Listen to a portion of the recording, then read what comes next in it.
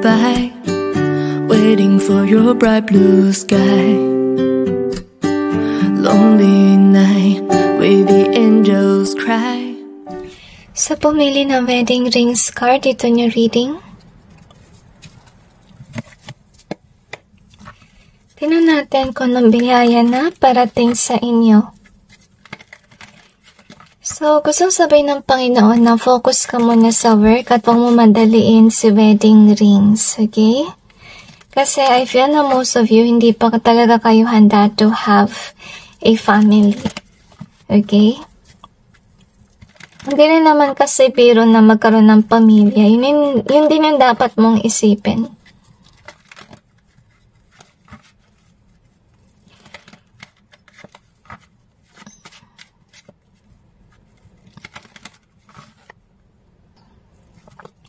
Anyway,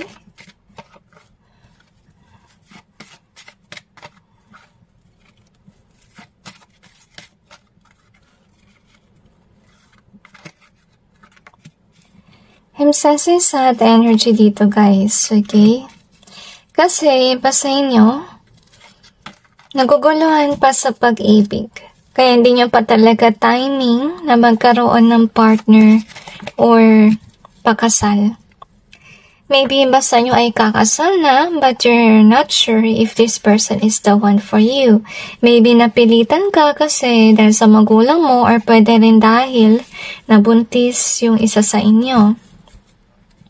Ngayon, i-clarify natin. Pakiramdam ko kasi guys, hindi pa kasi timing talaga.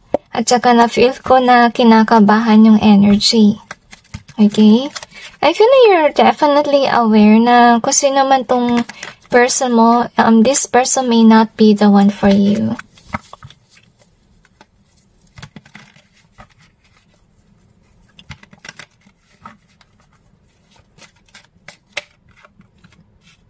Mag-ingat kayo guys, okay?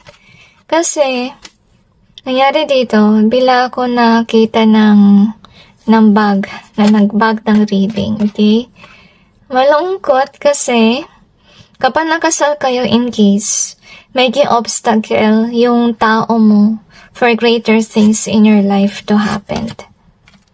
Kasi may stuck ka with a baby, I feel a wrong person.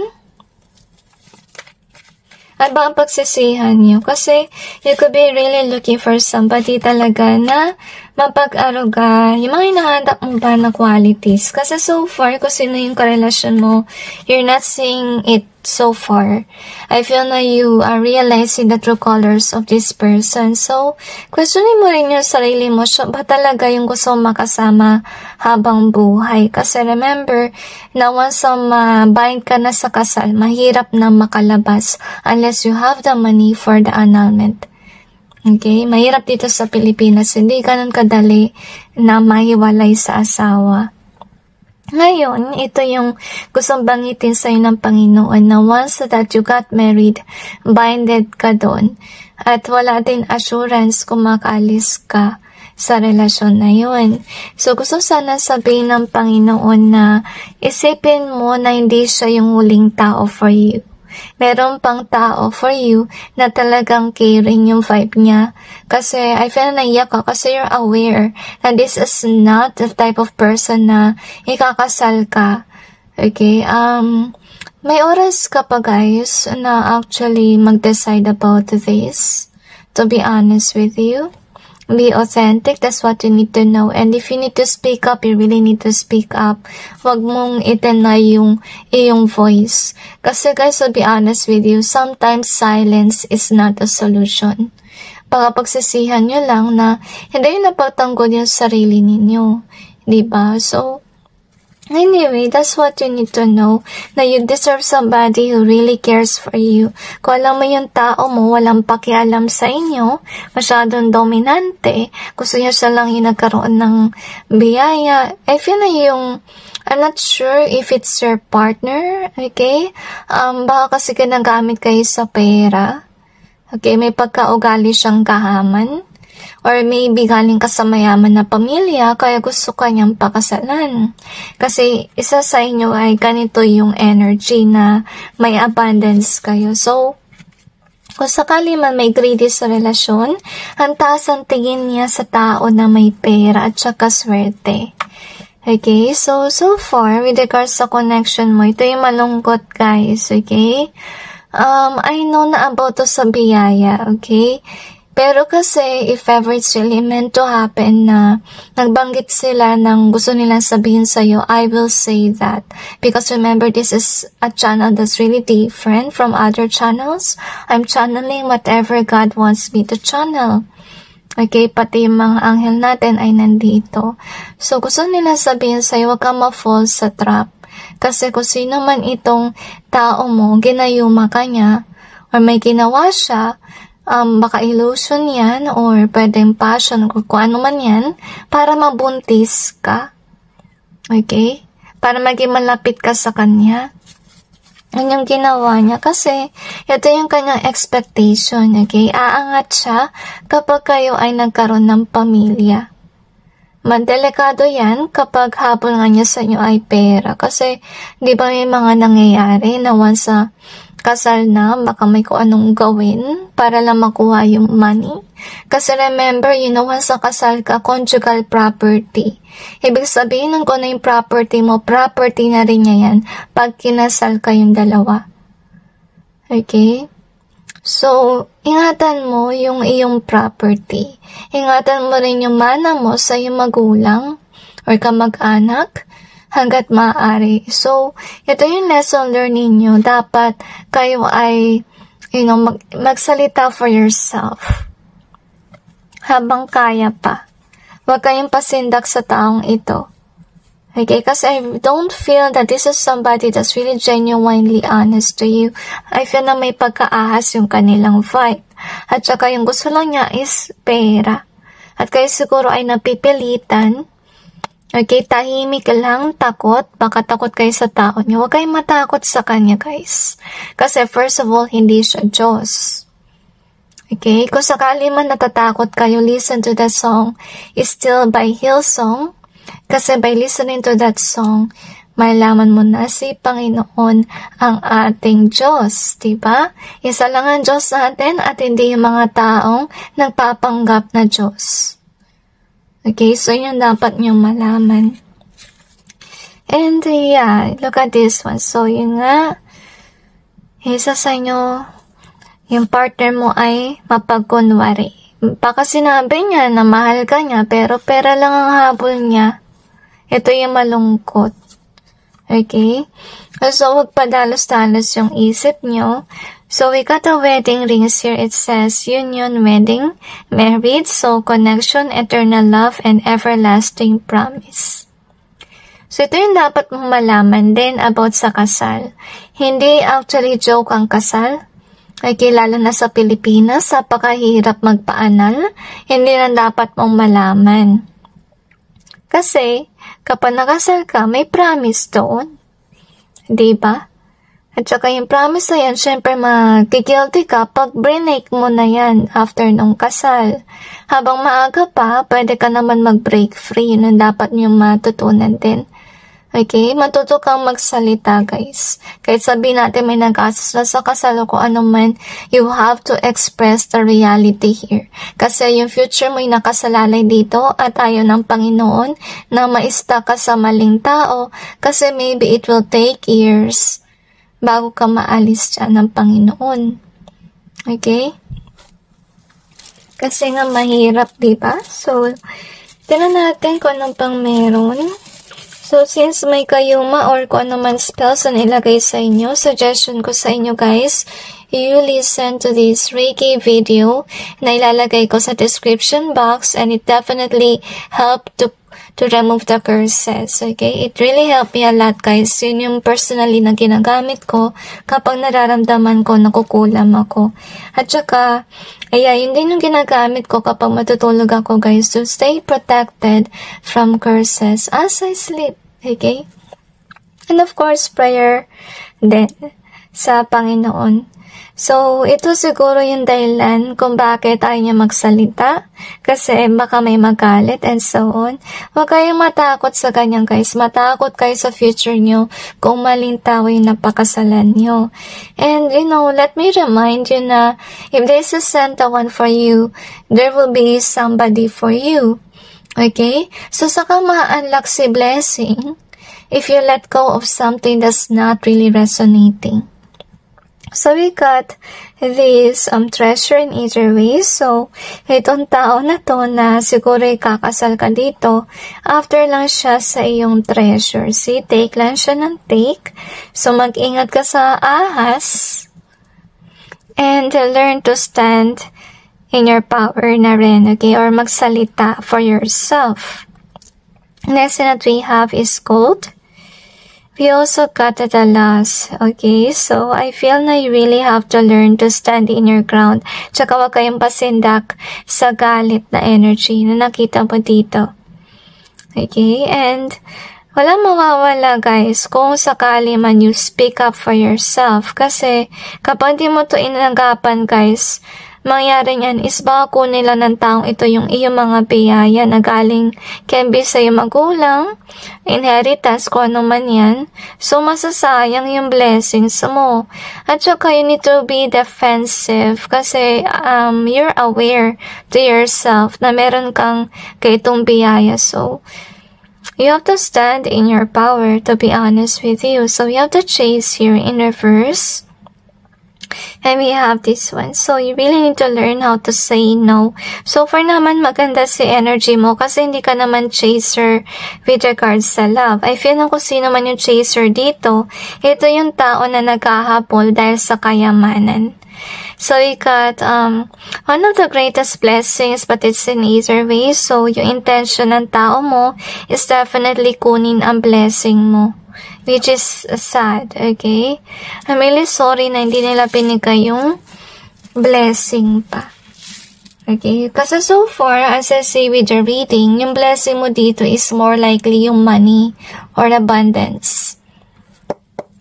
So, sana huwag mo sayangin yun. I-let go mo yung partner na hindi mabuti for you.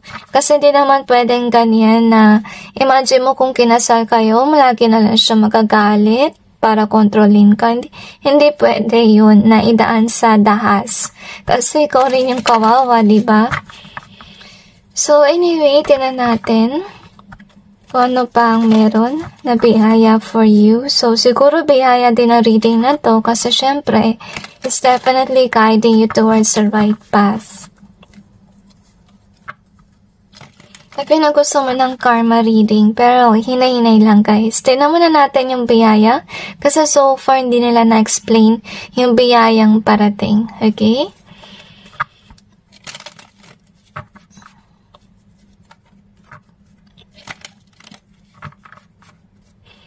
Another dimension to me. I'm sensing third-party situation. Okay. So, kung sino man to guys, na may gusto sa inyo na tao na after sa pera mo, actually nagsiselo siya sa inyo. Dahil maganda yung iyong pamilya. Maybe you are definitely from a rich background. Kaya ito ay nangyari. Hindi kanya minahal for who you are sa person. So, if ever kasi na ganyan guys, kapag naubos yung kayamanan mo, baka sa iba na yan tumingin, di ba? So, hindi talaga maganda if yung foundation ng relasyon is pera.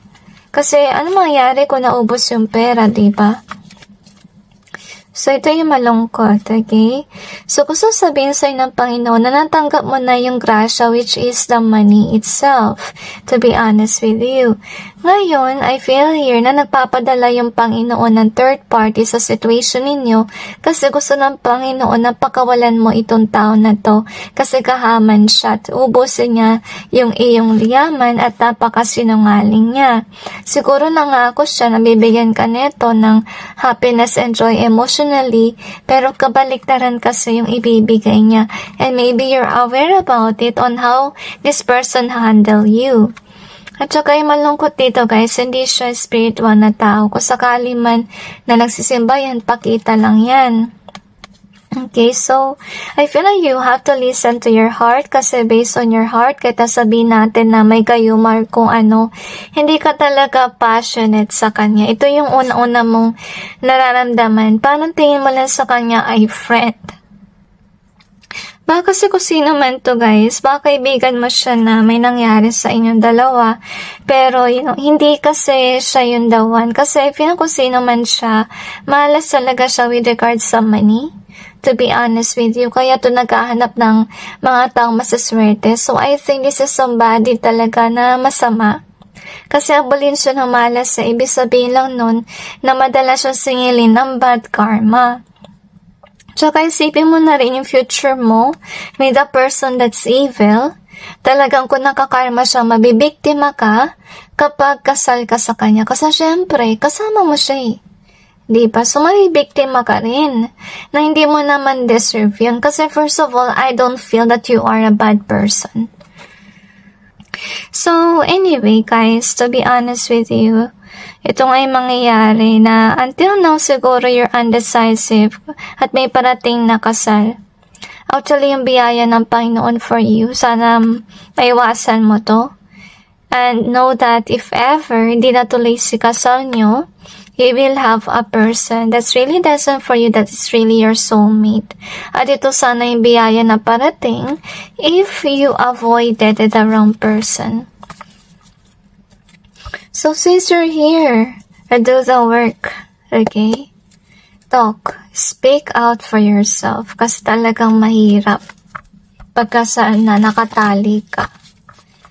So anyway, tingnan naman natin ngayon kung ano yung karma ng taong ito na gagamitin kayo for money. Actually, yung energy niya may pagka-blockage sa throat. Parang pinipigilan na talaga siya ng Diyos sa magsalita or mag-express. Kung mag-express man siya, may lalabas na red flag na gagamitin kanya sa pera. Okay? Kaya siguro napapansin mo, may mga red flag na lumalabas ang yung baho niya, yung tunay niyang ugali, kasi pinapakita ng Diyos yan. Na hindi siya yung the one for you. At saka pinag-iisip ka ng Panginoon na ito ba talaga yung gusto mong tao ng pakasalan? Diba? So, sana matauhan kayo guys. Kasi pinipilit kayong iligtas ang Panginoon natin sa maling tao. At isa rin yun na form ng biyaya ng Diyos for you. That He is really trying to save you from the wrong one. Naghahaman daw.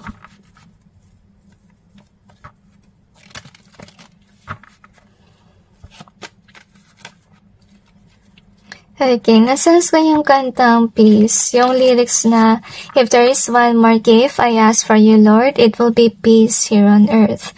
So, ito siguro yung peace, yung hinahanap mo sa ngayon kasi na-stress ka sa inyong tao. So, hindi isipin mo sa sarili mo na magkakaroon ka ng peace if you will get married to the right one. Hindi talaga magiging at peace yung buhay mo kung ang karelasyon mo ay masyadong demanding, masyadong dominant, lugi-lugi ka doon, at hindi pa marunong mag-sorry. Problemado yan guys, okay? Ang puno ng away yung inyong connection. So, tingnan natin yung kanyang karma, okay? Yung karma niya, as you can see here, dati din ang panahon na mag-fade kung sakali man na ginayuma ka niya. Hindi ka na niya makokontrol. Ngayon, isa sa karma din niya, magkakaroon talaga ng third party situation behind the scenes at malilihim ito. So, yun ang sanhi ng break up ninyong dalawa. So, remember na may reading din tayo dito na nagpadala yung Panginoon ng third party situation, di ba? Para maligtas ka sana. Okay? So, ganun din yung kanyang karma na may third party para maligtas ka. Okay? So, I'm sensing with this one as well. So, darating din ang panahon na mapapansin ng mga tao na yung taong ito talaga ay naghahabol lang sa pera. So, I don't know kung kamag-anak mo tong isang to kasi malalaman nun. Okay? So, sa oras na malaman niya na ginagamit ang pamilya mo sa pera ng taong ito na pakakasalan mo, actually, hindi na niya pahintulutan na magamit pa. parang yung galit na build up. To be honest, kasi naging mabait yung pamilya mo sa inyong dalawa, bigay sila ng bigay ng kayamanan. So, yung mangyayari dito is, dahil nga na umabuso tong tao na to, kung sakaling, panay ang tikim niya ng yaman ninyo, mawawala yun. Mawawala yung pagmamahal mismo ng side mo sa taong ito na manggagamit.